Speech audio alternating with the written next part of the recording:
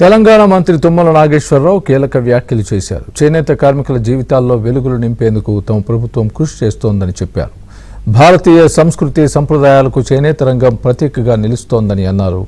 చేనేత కళకు విశ్వఖ్యాతి తీసుకురావడానికి తమ ప్రభుత్వం కృషి చేస్తుందని తుమ్మల హామీ ఇచ్చారు.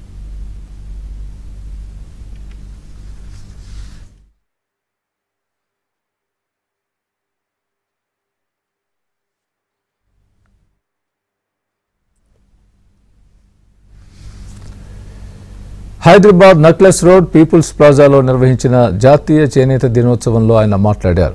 అందరూ చేనేత వస్త్రాలను కొనుగోలు చేసి నేతన్నలకు చేయూత ఇవ్వాలని ఆయన పిలుపునిచ్చారు. కార్యక్రమానికి తెలంగాణ చేనేత జౌళి శాఖ ముఖ్య కార్యదర్శి శైలజ రామయ్యర్, వరంగల్ మేయర్ గుండు సుధారాణి తదితరులు హాజరయ్యారు.